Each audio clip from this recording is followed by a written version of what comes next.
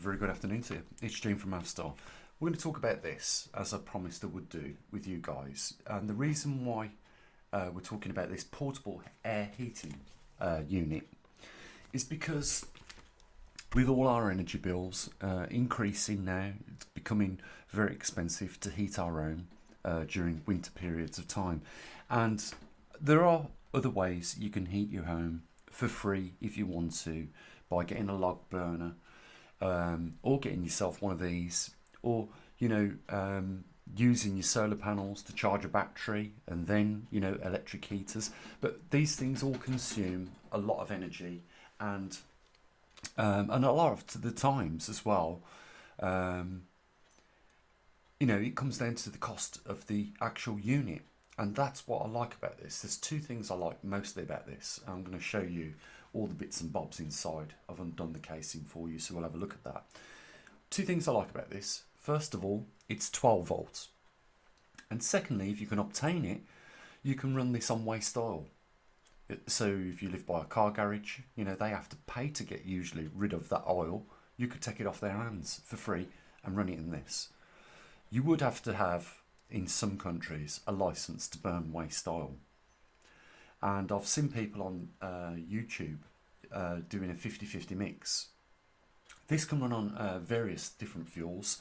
It's designed to be run on diesel, but you can run, I've seen people running waste oil on them. They've run the waste oil through these. They've broke the components down, to check on how things, whether they're coking up or not. And they handle waste oil very well. I just want to show you the picture of the internal components on this. So that's pretty much the combustion chamber and an expanded view of it so that you can see what's inside. It's very simple.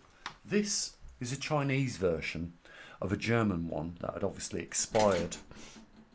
Its patent expired, and obviously China have taken advantage of that and started reproducing it. And some people have said, oh, that cheap Japanese heater you're talking about in the last video is a waste of time, very likely end up killing somebody because the combustion chamber will crack. Well, simply take precautions. For £2 or £3 you can buy a carbon monoxide detector, all right? And you can take further precautions by replacing parts like this, which I know that when they've been bent, these exhaust pipes, they do crack sometimes. But it looks to me like you could use alternative parts. You can buy this on eBay as well, and it looks to me around about 30 mils. So I probably would chop this out and replace it with copper gas pipe, which is around about the same diameter. And the good thing about copper gas piping, the 30 mil type, is you can bend it. It is designed to be bent. This does crack, and I'm sure it cracks along the seam where it's been TIG welded or MIG welded. So I will be replacing this for probably copper, because it's designed better to be bent. It's easier to bend. It handles corrosion much better. And especially when I talk to you about this, what we're going to be using the exhaust for, because we're going to try and maximise the heat that this produces, and that means maximising the heat loss from the exhaust. So we're going to have the exhaust in a configuration that looks like a radiator until we'll get the thermal imaging camera and we'll see where the coldest part is, and at that point we'll exhaust it. But we will obviously, if we mount it like this in a U shape and then outside, we will obtain water build-up in the pipe because of condensation. It will do it. I've seen people do it. Because what they tried to do was heat a bucket of water up. So they coiled, a couple of lengths of this in the water. It did heat the water up, but what happens when you do things like that is you create condensation in the pipe, and then the machine started to gurgle, and then they switched it off and realised that what they'd done was a bad idea. So you want the exhaust always lower than the unit, and you don't want no U-bends in it because you will get condensation build up in this exhaust. So it's best to keep everything beneath the actual unit itself. But it comes with everything you need. And the second thing I like about this is the cost. So first is 12 volts. It runs on 12 volts. So you can imagine you've got your solar panels outside, you've got your power pack, and you charge the solar. You know, the solar charges your battery. You use your battery to run this, and if you get in waste oil, then this is completely free other than the cost. And that's the third thing I like about this. This unit costs less than £100 sterling. And when you compare that to things like heat pumps and other things that you can heat your house up with, that obviously brings this unit, I think, into a position of being very appealing. 12 volt, so you run it off your car battery. The cost of the unit is less than £100, and you don't have to buy it in this casing like I've got. You can just buy the actual burner if you want to, and put your own fuel tank to it. And then, you know, the fact you can run it on waste oil. So I think it's a tick for all three of those things. And I think if you're a serious prepper, you know, you might want to consider putting one of these to your preps. Even if you're not going to install it now, it's there for when you need it. All you will need is an inverter off your battery, which is very likely something you've already got. If you've got solar panels and you've got a power supply, you're going to have an inverter, which is already going to drop it down to the 12 volts that you need to run this system. So it's 12 volts, very low ampage. On normal use, it's consuming around 2 amps an hour.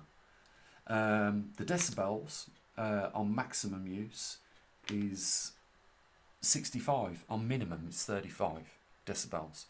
So somewhere in between there, you know, you're going to have it either around about 50, maybe so decibels. The consumption of fuel, if you're using it on maximum output, it's going to consume 0.47 of a litre, so just under half a litre of fuel an hour, which I don't think is expensive. I mean, at the moment, red diesel I think is about 80 something p. So if you half that, say 40p, if you're buying red diesel and running it through this, it doesn't sound like a lot when you think about it, and you think about other alternative methods of heating your home. If you're running waste oil, you're getting it for nothing. So you can eliminate that cost. You can eliminate the cost of the electricity as well, because you're charging it up with your solar panels, running it through an inverter. So it's free heating. Heating is probably one of the hardest things to obtain in your house. An efficient form of heating is very hard to try and do. Every time you use electricity to heat something, it consumes a lot of electricity. You've only got to have, it's like we have now, we've got smart meter, so I can see when I flick the kettle on, I can see how much, you know, it actually consumes whilst it's on. You can just look at the screen. I mean, you can buy these devices anyhow. I think I'm in the belief that you can buy them, but eventually, and I know people can say, oh, I'm never going to have one of them bloody smart meters in my house. I think, you know, inevitably we're all going to have them. And it does make you conscious of using the gas and electricity, because you can see it actually being consumed. You can see your money going down as you are using the appliances in your house. I've had my smart meter installed about 3 weeks now, and I've never been so cautious or conscious of how much electricity I use. I do now, if I leave a light on, I do cautiously switch it off. I know people have been doing that for years and years and years, but only when I became more conscious of how much the consumption of electric and gas I was using did I start to, you know, reduce the amounts. And of course, this is what the government wanted. They wanted us to be more cautious about how much energy we use, because they want to cut back on the carbon, because they blame carbon for, you know, destroying the climate, when it's not. We already know the truth about that. But the point is, you know, when people are more conscious, they use less, and as a result, it looks good on the government, because they have actually reduced the CO2 emissions. But all they've done is reduced the actual consumption, which is, you know, very sad when you think about this winter. If they haven't already, people will die of hypothermia, because they are too frightened to put the heating on in the house. So I hope, you know, that those people that are very cautious about you know, being able to afford heating this winter, that they might look into this system. I think it's a win-win situation, especially if you can get your hands on waste oil and you utilise the exhaust gas. You will get more heat into your house that way, by utilising the hot gases that run through the exhaust before it's exhausted externally out to the outside. Another thing is, which when I was watching the video, the guy did mention it, and I thought it was great, a great bit of information, is put the intake outside as well. Why? Because why would you want to extract the warm air through the system that you've created and then send it outside? If you are bringing the cold air from the outside, it's running through the system and exhausting, sorry, the heat exchange is exhausting the heat into your living room, not the exhaust pipe of this machine. We don't want that running through the house, because it won't be long before we all choke to death of carbon monoxide poisoning, and that's not what we want. The idea is to heat the home and not kill the family, which is common sense. So yeah, you might want to change a few of these things. I think this part of the exhaust isn't too bad. This is something that you bolt to a bracket outside your house. Obviously, you don't want this next to anything that's going to catch fire, because it will get hot. And like I say, it comes with, you know, everything you need to install it, and you might want to just upgrade some of the parts. You know, it does come with everything you need, but you know, they are albeit cheap parts. I mean, I don't like that exhaust. I will definitely change that pipe for the exhaust, because I want it longer anyhow, because I want to maximise all the heat I can out of this and keep that heat in the house. So, you know, what the purpose of these are, first of all, I should have said earlier, I did mention it in the video when I was talking about it the last time, is these are designed to heat caravans, boats, you know, workshops and things like that. But there's no reason why you can't heat your home with it. And, you know, if you are going to go down the route, or you already have got your solar power, your solar battery bank, then I think that this is a great addition to that already, what you've got. I'll just quickly show you what's inside, because then it's not that technical, I'll be honest. You can see you've got a screen there. It comes with a remote, so you don't even have to walk up to it to switch it on and off. It's got a pre-cool down sequence as well. So, you know, whoever built it, you know, thought all these things through for you guys. And this is pretty much all it is. So you've got your combustion chamber behind this plastic. It shows you how to break it down in the manual so that you can repair it or service it yourself. It's got the fuel filter, the fuel pump, the fuel tank, and, you know, just 2 wires to connect to your 12-volt power supply. You put your fuel in the tank, and you then follow the instructions on how to switch it on and start it up. And before you know it, you are putting kilowatts of heat into your home, and even maybe at a cost which is pretty close to zero if you're running it on waste oil. And I think it is well worth me mentioning this to you. When I spoke to my brother after I had ordered this last week and told him about this, he had immediately gone out and brought one himself, because it's a no-brainer. £100 for a unit that can put, supposedly they say 8 kilowatts this unit is, but I think you're going to get 3.5 kilowatts out of it. And I know that by burning different fuels, you get more BTUs out of different fuels, so that you know, you will produce more heat with certain types of fuel. But this is you know, a diesel heater, and you know, you can run other heavy oils on it just as easy as you can use diesel.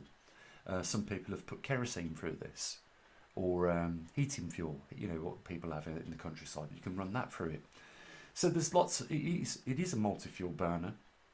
You can put whatever you can get your hands on, and I have seen people add different tanks, so they started up on diesel, red diesel say, and then they've got a switch over on a valve which allows the then neat you know, waste oil to go through it. Maybe they, when they was testing their heater out, they found it better to do that, because you already had the you know, the heater heated up to its temperature, and then it was easier for it to just turn over to the heavier oil and burn that through the system.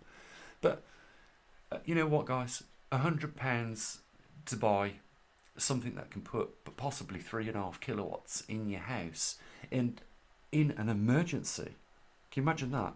I mean, a lot of us depend on gas that comes through, pipes through the road to our houses in this country.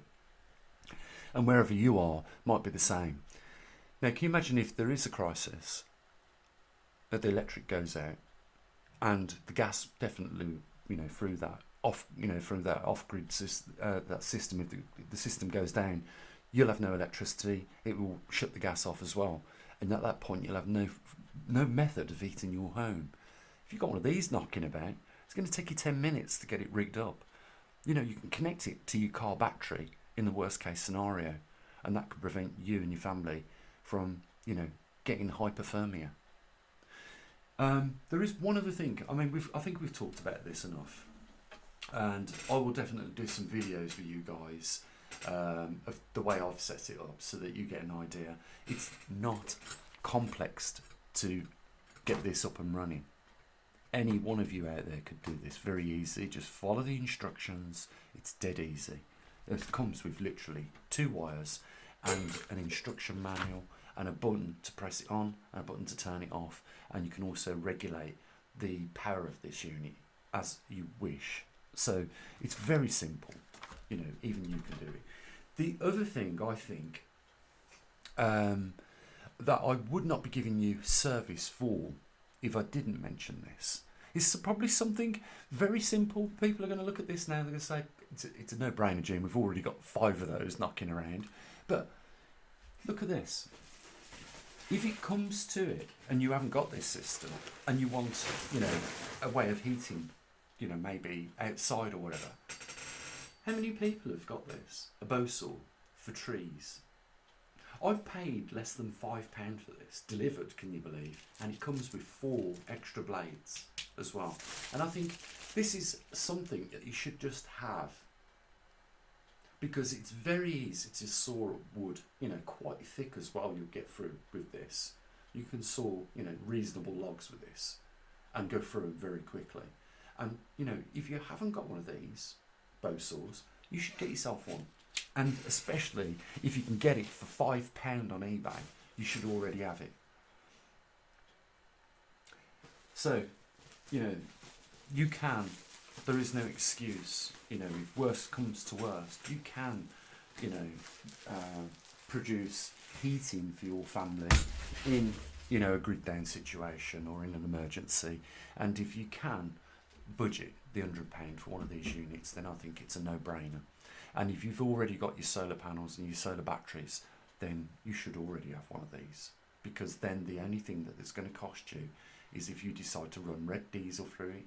And if you want to run this machine completely and totally free after the initial purchase of £100, you can run it waste oil through it from your local restaurant. They'll be happy to give you it, from your local car garage that services cars. They'll be happy to give it you. And then you can keep your family and your loved ones warm. So as I promised, I would talk about this, and show it you when it came. I've fulfilled that little promise that I made to you. And, you should really sincerely, consider getting yourselves one. I think we have to share ideas in this day and age, about anything that can possibly help save a few pounds for each and every one of us. And, when I saw this and I saw it being used, I quickly realised how much of a star purchase it would be to get it.